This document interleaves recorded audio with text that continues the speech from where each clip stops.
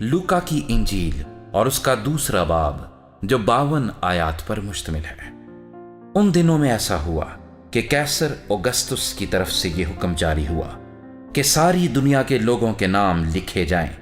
ये पहली इसम नवीसी सूरिया के हाकिम कोर्नियस के अहद में हुई और सब लोग नाम लिखवाने के लिए अपने अपने शहर को गए। बस यूसुफ भी गलील के शहर नासरत से दाऊद के शहर बैतलहम को गया जो यहूदिया में है, इसलिए कि वो दाऊद के घराने और औलाद से था, ताकि अपनी मंगेतर मरियम के साथ जो हामिला थी नाम लिखवाए। जब वो वहां थे तो ऐसा हुआ कि उसके वज़े हमल का वक्त आ पहुंचा और उसका पहलोटा बेटा पैदा हुआ और उसने उसको कपड़े में लपेटकर चरनी में रखा, क्योंकि उनके वास्ते सराय में जगह ना थी। उसी इलाके में चरवाहे थे जो रात को मैदान में रहकर अपने गल्ले की निगहबानी कर रहे थे, और खुदावंद का फरिश्ता उनके पास आ खड़ा हुआ और खुदावंद का जलाल उनके चौगिर्द चमका और वो निहायत डर गए। मगर फरिश्ते ने उनसे कहा, डरो मत, क्योंकि देखो मैं तुम्हें बड़ी खुशी की बशारत देता हूं जो सारी उम्मत के वास्ते होगी कि आज दाऊद के शहर में तुम्हारे लिए एक मुनज्जी पैदा हुआ है, यानी मसीह खुदावंद। और इसका तुम्हारे लिए ये निशान है कि तुम एक बच्चे को कपड़े में लिपटा और चरनी में पड़ा हुआ पाओगे। और यकायक उस फरिश्ते के साथ आसमानी लश्कर की एक गिरोह खुदा की हम्द करती और ये कहती जाहिर हुई कि आलम बाला पर खुदा की तमजीद हो और जमीन पर उन आदमियों में जिनसे वो राजी है सुलह। जब फरिश्ते उनके पास से आसमान पर चले गए तो ऐसा हुआ कि चरवाहों ने आपस में कहा, क्या वो बैतलहम तक चले और ये बात जो हुई है और जिसकी खुदावंद ने हमको खबर दी है देखें। बस उन्होंने जल्दी से जाकर मरियम और यूसुफ को देखा और उस बच्चे को चरनी में पड़ा पाया, और उन्हें देखकर वो बात जो उस लड़के के हक में उनसे कही गई थी मशहूर की। और सब सुनने वालों ने इन बातों पर जो चरवाहों ने उनसे कहीं ताज्जुब किया, मगर मरियम इन सब बातों को अपने दिल में रखकर गौर करती रही। और चरवाहे जैसा उनसे कहा गया था वैसा ही सब कुछ सुनकर और देखकर खुदा की तमजीद और हम्द करते हुए लौट गए। जब 8 दिन पूरे हुए और उसके खतने का वक्त आया तो उसका नाम यीशु रखा गया, जो फरिश्ते ने उसके राहिम में पढ़ने से पहले रखा था। फिर जब मूसा की शरीयत के मुआफिक उनके पाक होने के दिन पूरे हो गए तो वो उसको यरूशलेम में लाए ताकि खुदावंद के आगे हाजिर करें, जैसा कि खुदावंद की शरीयत में लिखा है कि हर एक पहलोटा खुदावंद के लिए मुकद्दस ठहरेगा। और खुदावंद की शरीयत के इस कौल के मुआफिक कुर्बानी करें कि कुमरियों का एक जोड़ा या कबूतर के 2 बच्चे लाओ।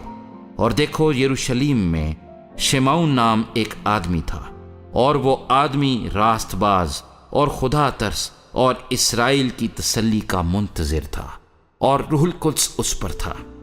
और उसको रूहुल कुद्स से आगाही हुई थी कि जब तक तू खुदावंद के मसीह को देख ना ले, मौत को ना दिखेगा। वो रूह की हिदायत से हैकल में आया, और जिस वक्त माँ बाप उस लड़के यीशु को अंदर लाए ताकि उसके लिए शरीयत के दस्तूर पर अमल करें, तो उसने उसे अपनी गोद में लिया और खुदा की हम्द करके कहा कि ए मालिक, अब तू अपने खादिम को अपने कौल के मुआफिक सलामती से रुखसत करता है, क्योंकि मेरी आंखों ने तेरी निजात देख ली है जो तूने सब उम्मतों के रूबरू तैयार की है, ताकि गैर कौमों को रोशनी देने वाला नूर और तेरी उम्मत इसराइल का जलाल बने। और उसका बाप और उसकी माँ इन बातों पर जो उसके हक में कही जाती थीं ताज्जुब करते थे। और शिमौन ने उनके लिए दुआए खैर की और उसकी माँ मरियम से कहा, देख, ये इसराइल में बहुतों के गिरने और उठने के लिए और ऐसा निशान होने के लिए मुकर्रर हुआ है जिसकी मुखालिफत की जाएगी, बल्कि खुद तेरी जान भी तलवार से छिद जाएगी, ताकि बहुत लोगों के दिलों के ख्याल खुल जाएं।